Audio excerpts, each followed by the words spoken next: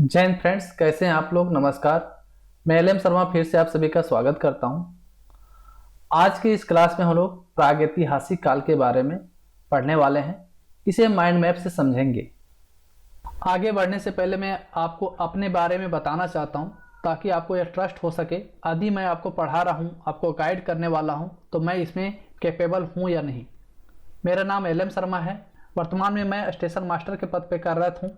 हमने RRB NTPC exam के साथ साथ एसएससी के भी एग्जाम को हमने क्लियर किया है। हमने झारखंड सब इंस्पेक्टर एग्जाम 2017 में क्लियर किया है। साथ ही साथ हमने झारखंड पब्लिक सर्विस कमीशन का एग्जाम जेपीएससी मेंस हमने 2 बार लिखा है। इसका रिजल्ट अभी भी वेटिंग में है। तो आपको यह ट्रस्ट हो चुका होगा कि मैं खुद मेहनत करके आपको पढ़ाने वाला हूँ। मैं अभी भी पढ़ रहा हूँ और आपको गाइड करने वाला हूँ। तो चलिए बिना समय गवाए शुरू करते हैं। यह टॉपिक से बहुत ही बेसिक क्वेश्चंस पूछा जाता है, लेकिन कंफ्यूजिंग होता है, जिसके कारण बहुत सारे स्टूडेंट्स एग्जाम में क्या करते हैं कि इजी क्वेश्चन को भी गलत करके आ जाते हैं। इसलिए इस चैप्टर को हम बहुत ही आसानी से माइंड मैप से पढ़ने वाले हैं। तो चलिए शुरू करते हैं। सबसे पहले हम प्रागैतिहासिक काल को समझेंगे। प्रागैतिहासिक का मतलब क्या होता है? प्रागैतिहासिक का मतलब होता है वैसे काल जिसके बारे में हमें लिखित जानकारी नहीं होती है। जब भी हम इतिहास को पढ़ते हैं तो इसे 3 भागों में बांटकर पढ़ते हैं। पहला होता है प्रागैतिहासिक काल, दूसरा होता है आदि ऐतिहासिक काल और तीसरा होता है ऐतिहासिक काल। आदि ऐतिहासिक काल में क्या होता है कि हमें लिखित जानकारी तो होती है, लेकिन उस लिखावट को हम पढ़ नहीं पाते हैं। जैसे सिंधु घाटी सभ्यता, वहां का स्क्रिप्ट तो मौजूद है, लिखावट तो मौजूद है, लेकिन उस चीज को हम अच्छे से पढ़ नहीं पाए, तो वह आदि ऐतिहासिक काल में आता है। और ऐतिहासिक काल जैसे वैसे काल जिसके बारे में हमें लिखित जानकारी होती है, उसे हम ऐतिहासिक काल के रूप में जानते हैं। तो यहाँ पे सामान्य शब्दों में हमको क्या समझना है कि प्रागैतिहासिक काल का अर्थ हुआ ऐसा काल जिसके बारे में हमें लिखित जानकारी नहीं है। इस काल के बारे में हमें जानकारी पुरातात्विक खुदाई से, उस समय के औजारों से, उस समय के कुछ अवशेषों से हमें जानकारी मिलती है। तो प्रागैतिहासिक काल को हम विभिन्न पार्ट में बांटकर पढ़ेंगे, जैसे कि काल विभाजन, प्रागैतिहासिक काल का जो अध्ययन के स्रोत और विधियां क्या है उसके बारे में जानेंगे। फिर प्रमुख स्थल, यहाँ यह बहुत ही इंपॉर्टेंट होता है, यहाँ से क्वेश्चन बार बार पूछा जाता है कि कौन सा स्थल कहाँ पे है। फिर प्रागैतिहासिक काल में जीवन शैली किस प्रकार का था। उसके बाद नवपाषाण क्रांति होती है, उसके बारे में जानेंगे। फिर उस समय की सांस्कृतिक उपलब्धियां क्या थी उसके बारे में जानेंगे। महत्वपूर्ण तिथियों के बारे में जानेंगे। ठीक है, प्रागैतिहासिक काल का भारत में क्या महत्व था उसके बारे में जानेंगे और कुछ इंपॉर्टेंट चीजों को हम देखेंगे। ठीक है, तो चलिए शुरू करते हैं। प्रागैतिहासिक काल को समझने से पहले हमें पाषाण काल को समझना पड़ेगा। पूरा पाषाण काल, प्रागैतिहासिक काल के अंतर्गत में हम सबसे पहले पूरा पाषाण काल को देखेंगे और इसे 3 भागों में बांटकर पढ़ा जाता है। निम्न पूरा पाषाण काल, मध्य पूरा पाषाण काल और तीसरा जो होता है उच्च पूरा पाषाण काल होता है। अब बारी बारी से हम सभी के बारे में पढ़ेंगे कि लोअर पेलियोलिथिक पीरियड क्या था, मिडिल पेलियोलिथिक पीरियड क्या था और अपर पेलियोलिथिक पीरियड क्या था। तो आप हमारे साथ बने रहिए, बहुत ही अच्छे से इसको हम समझने वाले हैं। तो सबसे पहले हम देखेंगे निम्न पूरा पाषाण काल। तो इसका जो टाइम पीरियड है निम्न पूरा पाषाण काल, ये जो टाइम पीरियड है वो 5 लाख ईसा पूर्व से 50,000 ईसा पूर्व है। ईसा पूर्व का मतलब होता है, देखिए ईसा पूर्व ईस्वी से पहले के समय को ईसा पूर्व कहा जाता है। ठीक है, इसमें कंफ्यूजन नहीं करना है। जो नए स्टूडेंट हैं उनको हो सकता है इसमें कंफ्यूजन हो। तो ईस्वी, जैसे ईसा मसीह का जो जन्म हुआ था उस समय के समय से 1 ईस्वी हुआ, ठीक है ना, 1 ईस्वी, और इसके पहले के समय को ईसा पूर्व कहा जाता है। तो इसका जो टाइम पीरियड हुआ किसका, निम्न पूरा पाषाण का, वो 5 लाख ईसा पूर्व से 50,000 ईसा पूर्व है। इस समय मानव जीवन किस प्रकार था, तो मानव जीवन उस समय अस्थिर था।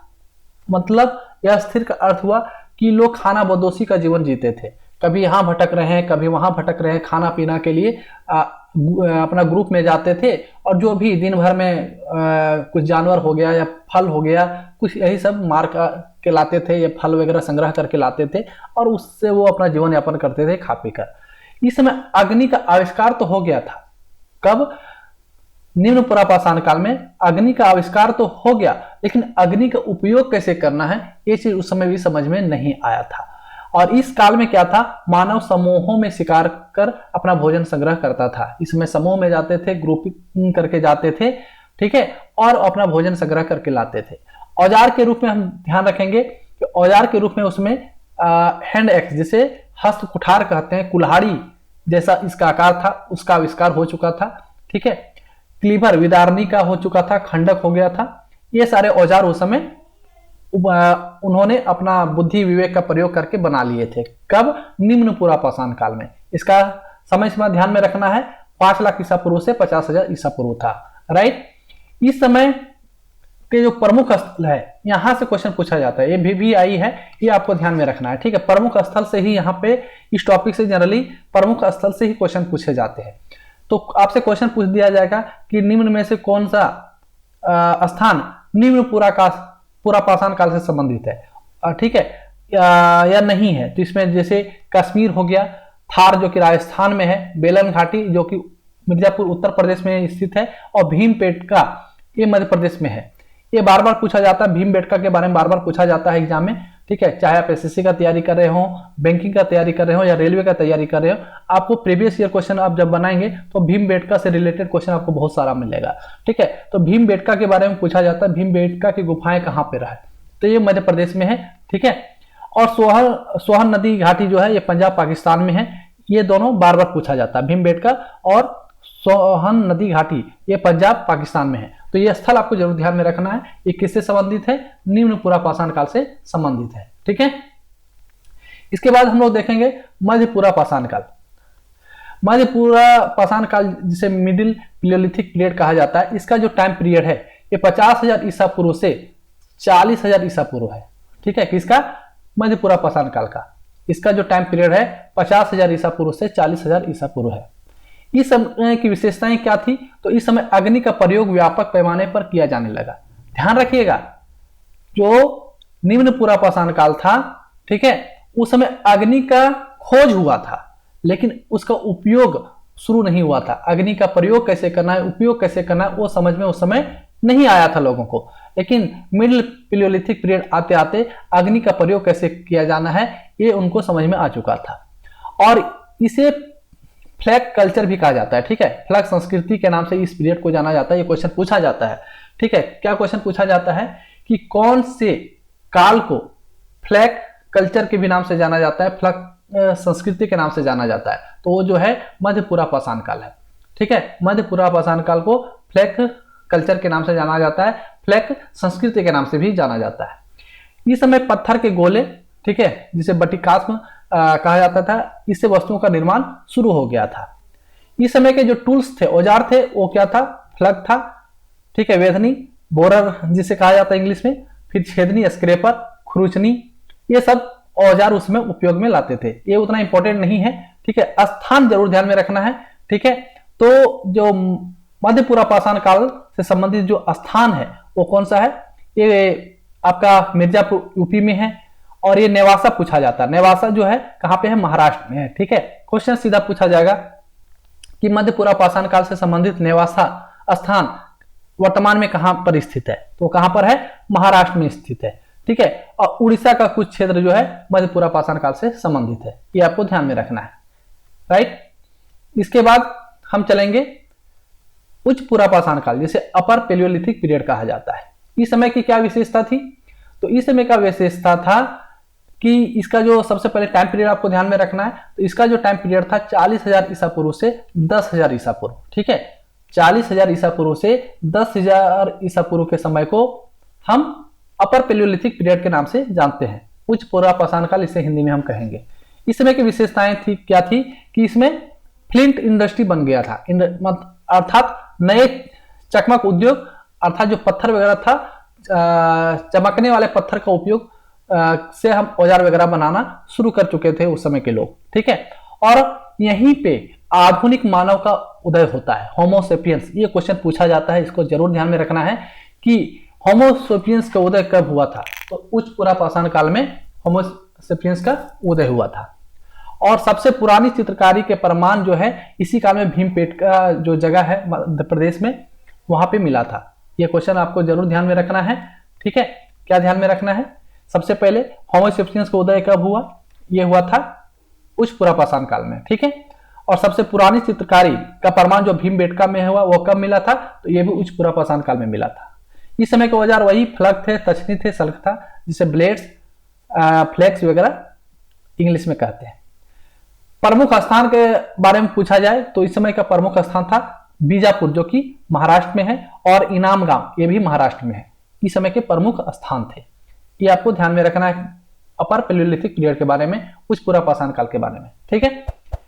नेक्स्ट हम देखेंगे कि ये जो हम पढ़ते हैं, ठीक है, इसके बारे में सबसे पहले किसने बताया था? ये क्वेश्चन भी पूछा जाता है। तो पुरापाषाण कालीन औजारों की खोज के बारे में सर्वप्रथम 1863 में रॉबर्ट ब्रूस फ्रूट ने बताया था, ठीक है। रॉबर्ट ब्रूस फ्रूट महोदय ने 1863 में सबसे पहले पुरापाषाण कालीन औजारों की खोज की थी। यह क्वेश्चन पूछा जाता है, एसएससी में भी पूछा गया है और रेलवे में भी पूछा गया है, तो आपको ये पॉइंट आपको ध्यान में रखना है, राइट। नेक्स्ट हम बढ़ेंगे आगे कि जो प्रमुख औजार है उसको एक बार देख लेते हैं, ठीक है। तो निम्न पुरापाषाण काल में आपको क्या ध्यान में रखना है कि कुल्हाड़ी, हस्त कुठार जिसे कहते हैं उसका खोज हो गया, विदारनी, खंडक, फलक, इंग्लिश में क्लेवर, चौपड़ी, फ्लैग कहते हैं उसको, इसका खोज हुआ। मध्य पुरापाषाण काल में भी ये आपका वेदनी था, छेदनी था, खुरचनी का हुआ, और उच्च पुरापाषाण काल में तछनी और सल्क का हुआ। ये प्रमुख औजार को एक जगह हमने दिया ताकि आप रिवीजन रिकैप करने में आपको दिक्कत ना हो, ठीक है। इसके बाद प्रमुख स्थल सबको एक बार देख लेते हैं। तो निम्न पुरापाषाण काल का प्रमुख स्थल कश्मीर हो गया, थार राजस्थान हो गया, बेलन घाटी आपको बताया, ये कहां पे? यूपी में है। भीमबेटका की गुफाएं, ये क्वेश्चन पूछा जाता है बार बार, ये एमपी में है। सोहन नदी घाटी पंजाब में है। मध्य पुरापाषाण काल का मिर्जापुर यूपी में है, नेवासा महाराष्ट्र में है। और उच्च पुरापाषाण काल आपको बताया कि बीजापुर महाराष्ट्र और इनामगांव महाराष्ट्र, ये क्वेश्चन पूछा जाता है। ये सबसे इंपॉर्टेंट मतलब चीज है इस टॉपिक में। यदि सबसे ज्यादा क्वेश्चन बनता है तो प्रमुख स्थल से ही क्वेश्चन बनता है, इसलिए आपको जरूर ध्यान में रखना है कि निम्न पुरापाषाण काल, मध्य पुरापाषाण काल, उच्च पुरापाषाण काल से संबंधित जो स्थान है वो कौन कौन से हैं, इंपॉर्टेंट आप जरूर ध्यान में रखें, राइट। नेक्स्ट हम बढ़ेंगे कि इस समय की विशेषताएं जो थी उसको एक बार हम एक ही जगह देख लेते हैं। निम्न पुरापाषाण की विशेषता क्या थी? अग्नि का आविष्कार हो गया, ठीक है, और शिकार और भोजन संग्रह करते थे। मध्य पुरापाषाण काल में थोड़ा सा एडवांसमेंट हुआ और फ्लैग कल्चर की शुरुआत हुई, ठीक है, और चकमक उद्योग की शुरुआत हुई। और उच्च पुरापाषाण काल में आधुनिक मानव होमो सेपियंस का उदय हो जाता है और चित्रकारी के प्रमाण मिलते हैं कहां पे? भीमबेटका में। तो ये सारे कुछ इंपॉर्टेंट चीज थे किसके बारे में? पुरापाषाण काल के बारे में। अब हम मध्य पाषाण काल को देखेंगे, ठीक है, मेसोलिथिक पीरियड। इसका जो समय सीमा है वो क्या है? 12,000 से 10,000 ईसा पूर्व, ठीक है। इस समय की प्रमुख विशेषताएं क्या थी? इस समय छोटे औजार जिसे मैक्रोलिथ के नाम से जाना जाता है उसकी खोज हो चुकी थी। और यहाँ जो है पुरापाषाण काल के बाद जब मध्य पाषाण काल में लोग प्रवेश किए तो प्रारंभिक खेती और पशुपालन की शुरुआत हो चुकी थी, ठीक है, और चमक पत्थर का उपयोग इन्होंने शुरू कर दिया था। अब यहाँ पे देखिए क्या ट्रांजिशन आया। पुरापाषाण काल में लोग खाना बदोशी का जीवन जीते थे, खाद्य संग्रह करके लाते थे, शिकार करते थे, लेकिन लोगों को समझ में आ चुका था कि इस तरह से हम आसानी से जीवन यापन नहीं कर सकते। इसलिए मध्य पाषाण काल में जब वो प्रवेश करते हैं, ठीक है, और उनका जैसे जैसे अपना बुद्धि विवेक विकास करता है समय के साथ, तो उनको समझ में आ जाती है कि अब हमें खेती करना चाहिए। तो यहाँ पे प्रारंभिक खेती और पशुपालन उन्होंने शुरू कर दिया था, ठीक है। इसके बाद हम प्रवेश करते हैं नवपाषाण काल में, जिसे नियोलिथिक पीरियड के नाम से जाना जाता है। नवपाषाण काल में जब हम आते हैं तो इसका सबसे पहले समय सीमा क्या था? 10,000 ईसा पूर्व से 4,000 ईसा पूर्व। ये टाइम पीरियड जरूर ध्यान में रखेंगे। नवपाषाण काल का जो टाइम पीरियड है वो क्या है? 10,000 से 4,000 ईसा पूर्व। यहाँ पे ईसा पूर्व है, ठीक है, वर्ष पूर्व और ईसा पूर्व दोनों एक ही चीज है। इस समय की प्रमुख विशेषताएं क्या थी? तो कृषि और अस्थायी बस्तियों का विकास हो गया। हम मध्य पाषाण काल से जैसे हम नवपाषाण काल में आते हैं तो कृषि और अस्थायी बस्तियों का विकास हुआ। इस चीज को समझिए कि क्यों विकास हुआ, अस्थायी बस्तियां क्यों बनने लगी। तो सिंपल सपोज दैट आप किसी की जगह पहले खानाबदोशी का जीवन, सपोज कीजिए कि आप ही उस समय मौजूद थे, तो आप सपोज दैट उस समय खानाबदोशी का जीवन जीते थे। धीरे धीरे आपका बुद्धि और विवेक का विकास होता है, समझ विकसित होती है और आप यह फील करते हैं कि आप कृषि और पशुपालन करना चाहिए। ठीक है, तो आप एक किसी जगह पे आ गए, मान लीजिए इस जगह पर आप यहाँ पे आ गए।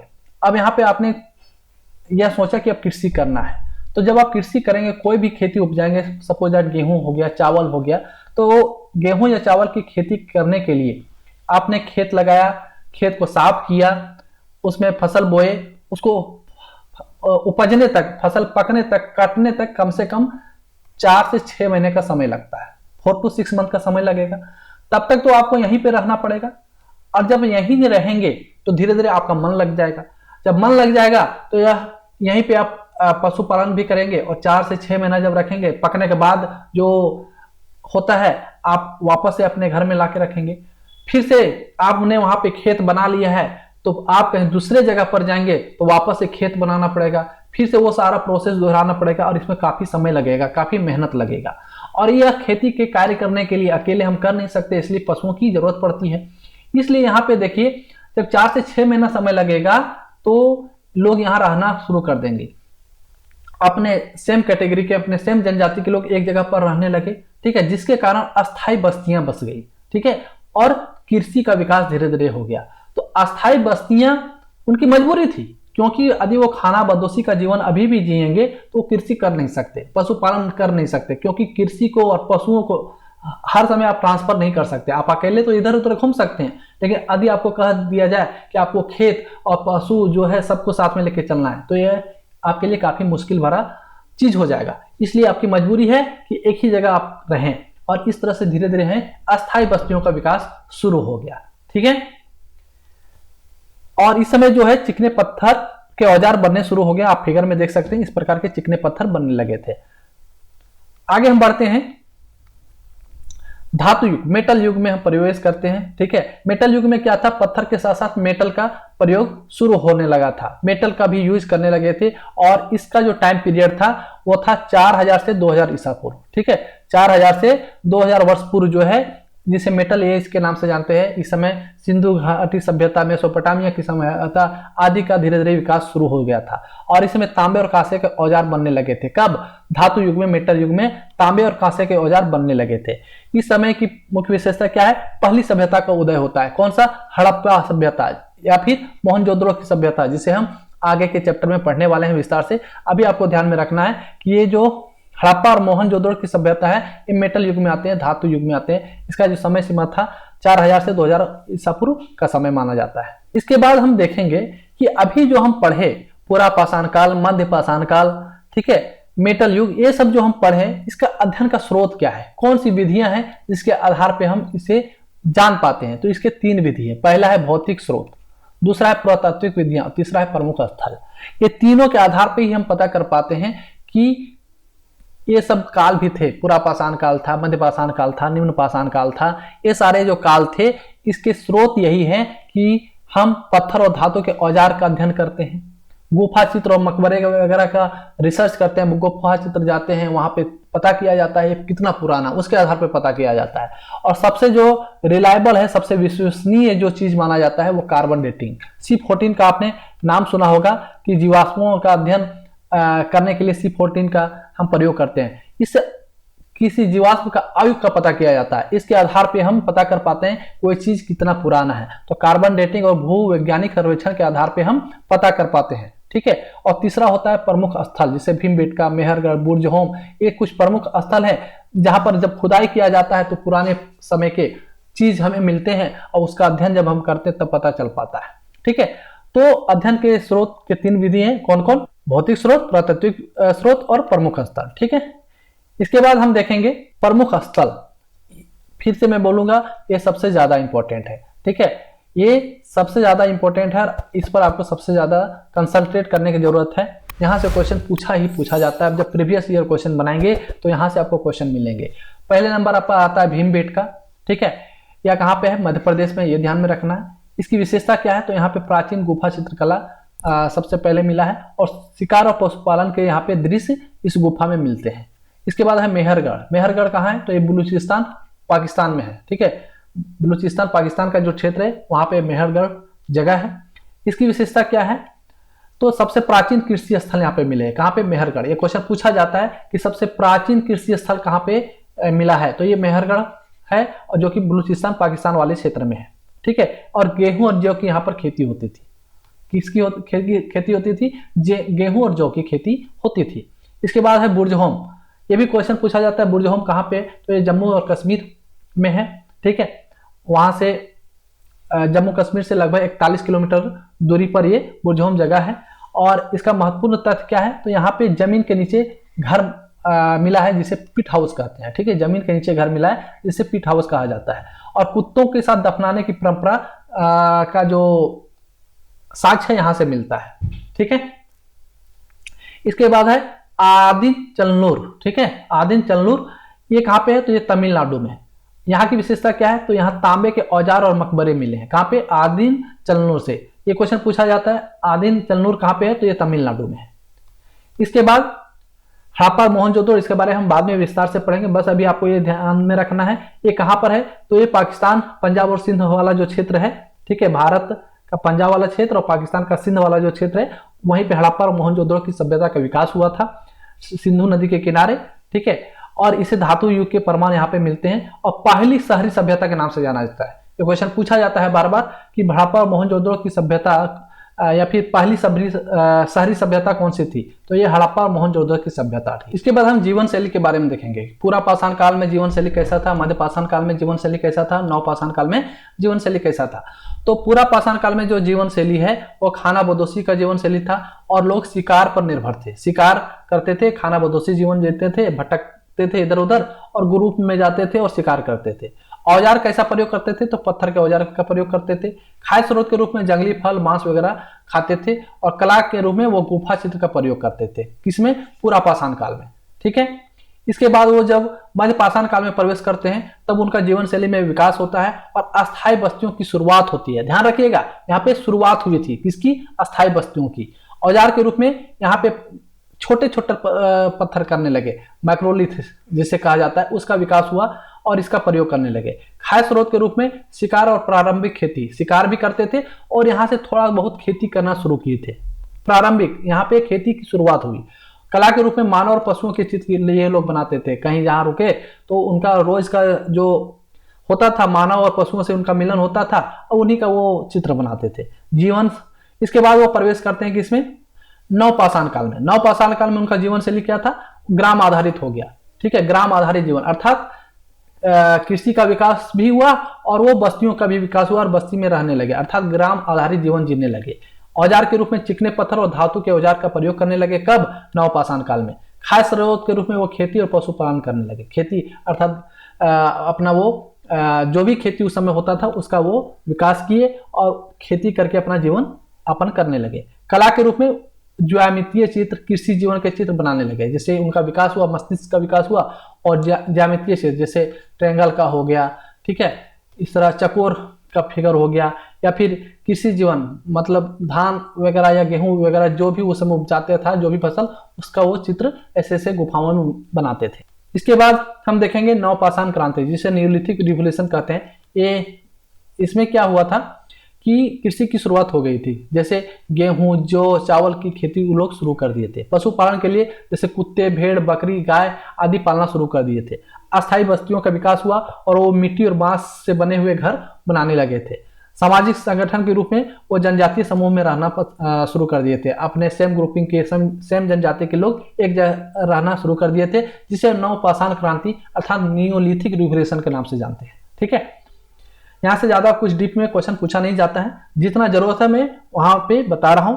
इसमें स्थान से रिलेटेड क्वेश्चन ज्यादा पूछा जाता है, वहां पे आपको ज्यादा फोकस करना है। ठीक है, इसके बाद हम देखेंगे सांस्कृतिक उपलब्धियां क्या थी उस समय।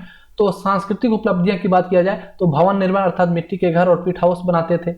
गुफा चित्र इस प्रकार का होता था, मतलब गुफा में जाते थे, पत्थरों पर वो लोग इस तरह से फिगर बनाते थे। और ये अभी भी आप देख सकते हैं, आदि भीमबेटका जो कि मध्य प्रदेश में है, वहां आप जाते हैं तो वहां भी अभी गुफा में मानव और पशुओं के चित्र उपलब्ध है। ठीक है। धार्मिक गतिविधियां का बात किया जाए तो वो प्रकृति पूजा, पशु पूजा के प्रमाण वहां पे मिलते हैं। पशु पूजा, प्रकृति पूजा क्यों करते थे? तो उस समय उन लोग जैसे वेद कर्मकांड उतना नहीं जानते थे, वो देखते थे कि भाई हमारे दिन की शुरुआत होती है, सूर्योदय होता है, अर्थात सूर्य भगवान से हमको प्रकाश मिल रहा है, ठीक है। उसके बाद वो देखते थे हवा हमारे लिए जरूरी है, नदी के किनारे रहते थे यानी पानी हमारे लिए जरूरी है, मिट्टी, मृदा से हम कृषि कर पा रहे हैं, अर्थात हर चीज उनको प्रकृति से मिल रहा है, हवा, पानी, मिट्टी, ठीक है, सूर्य भगवान, हर चीज वो देखते थे प्रकृति से हमको मिल रहा है, ठीक है। इसलिए वो प्रकृति पूजा करते थे। उनका लगता था, और ये वास्तविकता अभी भी है, ये वास्तविकता अभी भी यही है कि प्रकृति ही सब कुछ है, ठीक है। उसे हम अल्लाह कह लें, गॉड कह लें, भगवान कह लें, जो भी कह लें, लेकिन वो सुपर पावर ही सब कुछ है। नाम अलग अलग है लेकिन काम उनका एक ही है। और उस समय उनका पशु पूजा वो लोग करते थे। जैसे वो देखते थे हमारे साथी के रूप में पशु हमारे सहयोगी हैं, पशु के बिना हमारा जीवन यापन संभव नहीं है। हर खेती काम करने के लिए पशु की जरूरत थी, चाहे वो गाय हो, भैंस हो, कुत्ता हो, कुछ भी हो, पशु ही उनका सहयोगी था, पशु ही उनका साथी था। इसलिए उसमें प्रकृति पूजा और पशु पूजा वे लोग करते थे, ठीक है। इसके बाद जो महत्वपूर्ण डेट्स है इसको आपको ध्यान में रखना है कि सबसे प्राचीन जो मानव गतिविधियां कब शुरू हो गया था, तो ये 2 मिलियन वर्ष पहले शुरू हो गया था। 1 मिलियन में 10 लाख होता है, ठीक है, 10 लाख होता है, तो 2 मिलियन मतलब 20 लाख वर्ष पूर्व मानव गतिविधि शुरू हो गया था। नवपाषाण क्रांति कब हुई? 10,000 ईसा पूर्व हुई। और गुफा चित्रकला का आरंभ कब हुआ? तो 30,000 ईसा पूर्व में गुफा कला का आरंभ हो चुका था, राइट। इसके बाद हम देखेंगे कि भारत में प्रागैतिहासिक काल का क्या महत्व है। तो आप यहाँ पे देखिए, भारत में जो जैसे भीमबेटका हो गया, कश्मीर हो गया, बुर्ज होम हो गया, वहां पे बहुत सारे साक्ष्य मिलते हैं, ठीक है। अर्थात हम इसके माध्यम से समझ पाते हैं कि मानव का विकास और प्रारंभिक चरण किस प्रकार का था, कृषि और पशुपालन का आरंभ किस तरह कैसे हुआ, सांस्कृतिक और सामाजिक विकास किस प्रकार से हुआ, इस सब के बारे में हम समझ पाते हैं। इसके बाद हम जल्दी जल्दी से रिकैप कर लेते हैं, ठीक है। ये आपका इंपॉर्टेंट है, आपको ध्यान में रखना है।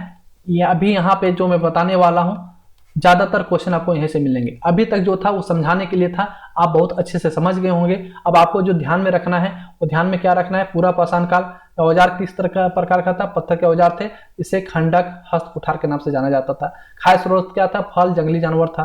स्थल जो पूरा पाषाण काल से संबंधित वो भीमबेटका है और नर्मदा घाटी हो गया। मध्य पाषाण काल में औजार कैसे थे, छोटे हो गए, मैक्रोलिथ जिसे कहते थे। खाद्य स्रोत क्या था, तो उस समय शिकार भी करते थे लोग और खेती भी करते थे। स्थल, मध्य पाषाण काल से जो संबंधित स्थल है वो कौन सा है, तो भीमबेटका है जो कि मध्य प्रदेश में, आदमगढ़ जो कि मध्य प्रदेश में है, चौपानी मंडो यूपी में है, वीरभानपुर बागोर ये राजस्थान में है, और संगनकल्लू ये कर्नाटक में। ये सारे जो जगह हैं वो मध्य पाषाण काल से संबंधित है। ये आपको जरूर ध्यान में रखना है। ये स्थल आप जरूर ध्यान में रखें, कुछ आप रखें या ना रखें, लेकिन पूरा पाषाण काल, मध्य पाषाण काल और नव पाषाण काल से संबंधित जो स्थल है उसको आप जरूर ध्यान में रखेंगे, ठीक है। इसके बाद नव पाषाण काल में औजार चिकने पत्थर के हो गए थे और खाद्य स्रोत के रूप में वो कृषि भी करते थे और पशुपालन भी करते थे, ठीक है। स्थल जो है उस समय का इंपॉर्टेंट जो है मेहरगढ़ जो कि बलूचिस्तान में है, कश्मीर घाटी बिहार में एक चिरांद जगह है वो नवपाषाण काल से संबंधित है। उत्तर प्रदेश में का इलाहाबाद जो जगह है, इलाहाबाद का जो क्षेत्र वो नवपाषाण काल से संबंधित है, वहाँ साक्ष्य मिले हैं। आंध्र प्रदेश का कुछ एरिया जो है नवपाषाण काल से संबंधित है, और तमिलनाडु में पल्यमपल्ली और कावेरी के आसपास का जो क्षेत्र है वो नवपाषाण काल से संबंधित है, और बेलन घाटी भी नवपाषाण काल से संबंधित है। ये बेलन घाटी से क्वेश्चन पूछा जाता है कि बेलन घाटी जो है किस काल से संबंधित है, तो ये नवपाषाण काल से संबंधित है। तो आई होप आपको प्रागैतिहासिक काल से संबंधित जितने भी कॉन्सेप्ट होंगे, जो भी इंपॉर्टेंट फैक्ट है या पॉइंट है एग्जामिनेशन पॉइंट ऑफ व्यू से, आपको अच्छे से समझ में आ गया होगा। आज का क्लास आपको कैसा लगा कमेंट करके जरूर बताएं।